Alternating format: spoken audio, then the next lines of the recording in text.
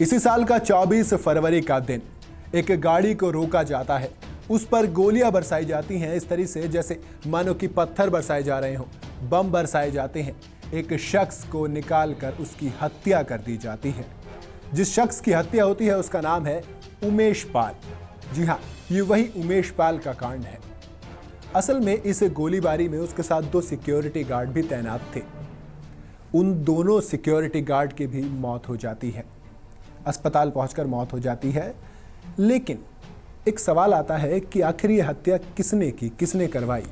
शक की सुई जाती है अतीक अहमद पर। जी हाँ, वही अतीक अहमद जिसके ऊपर 100 से भी ज्यादा मुकदमे हैं और इन्हीं मुकदमों में से एक मुकदमे में ये उमेश पाल गवाह था। और गवाह भी क्या, बल्कि वो था जो इसकी अतीक अहमद की पूरी दुनिया को शायद एक हद तक कहा जाए तो बर्बाद कर सकता था। इसीलिए तथाकथित तौर पर फिलहाल ये माना जा रहा है कि अतीक ने हत्या करवाई। लेकिन मामला जितना सीधा सीधा बता दिया जाता है और जितना सीधा सीधा कई बार हमें नजर आता है, इतना सीधा होता नहीं है। और ये भी कुछ ऐसा ही है। इस मामले में मोटा पैसा इन्वॉल्व है, प्रॉपर्टी इन्वॉल्व है, धोखा इन्वॉल्व है, डबल क्रॉस इन्वॉल्व है।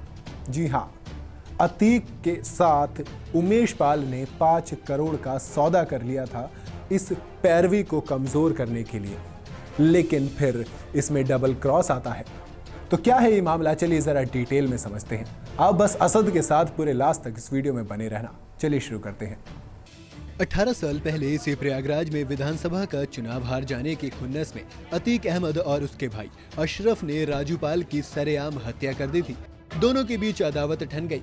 उमेश इस केस में न सिर्फ गवाह था बल्कि अतीक अहमद के खिलाफ खड़ा सबसे अहम पैरोकार भी था।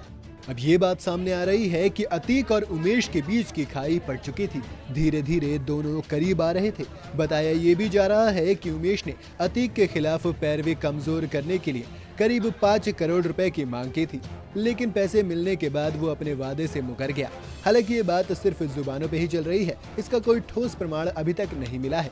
एक मसला ये भी है कि उमेश धीरे धीरे अतीक को कमजोर करने में जुट रहा था। उमेश प्रॉपर्टी के धंधे में भी उतर गया। उमेश का साथ लेकर कई लोग अतीक अहमद के करीबियों की जमीन पर कब्जा जमा रहे थे। जिन प्रॉपर्टीज पर पहले अतीक का कब्जा था उन्हें छीना जा रहा था। इस पूरे खेल में अतीक के साथ के लोगों को भी कई करोड़ रुपए की चपत लगी। इसके साथ ही लखनऊ समेत कई जगहों पर अतीक की छिपी हुई अवैध और बेनामी संपत्तियों की खबरें उमेश ने पुलिस को दे दी थी। अभी तक अतीक के करीब 1700 करोड़ रुपए की प्रॉपर्टी पर एक्शन लिया जा चुका है। अतीक को जब एहसास हुआ कि नजदीकियां बढ़ाकर सुलह करने की आड़ में उसके साथ डबल गेम हो रहा है तो वो भड़क गया। इसके बाद अतीक की शह पर उमेश के खात्मे की फुल प्रूफ योजना बननी शुरू हुई। करीब 1.5-2 महीने से इस वारदात को अमली जामा पहनाने की तैयारी शुरू हो चुकी थी। शूटर्स को तैयार किया गया जो बरेली की जेल में बंद अतीक के भाई अशरफ से मिलने भी गए। उमेश की गली के बाहर सड़क की रैकी भी कर ली गई और फिर 24 फरवरी को दोपहर के बाद ताबड़तोड़ गोलियां और बम बरसाकर दिन दहाड़े उमेश पाल को मौत के घाट उतार दिया गया। ये घटना उस वक्त हुई थी जब यूपी में विधानसभा सत्र चल रहा था। इस घटना ने संसद को हिला दिया और योगी आदित्यनाथ, जी हाँ, मुख्यमंत्री योगी आदित्यनाथ इस घटना से इतना ज्यादा गुस्सा हो गए कि उन्होंने सदन में ही कह दिया कि वो माफिया को मिट्टी में मिला देंगे। और इसी प्रकरण में अब तक 2 शूटर्स का एनकाउंटर किया जा चुका है और अतीक के करीबियों की संपत्ति पर लगातार बुलडोजर चलाया जा रहा है। खैर, वक्त हमें बताएगा कि इस मामले में क्या होता है और हम आपको बताएंगे। वीडियो अगर आपको पसंद आई हो तो इसे लाइक और शेयर जरूर करें और जाते जाते चैनल को सब्सक्राइब करना बिल्कुल ना भूलें।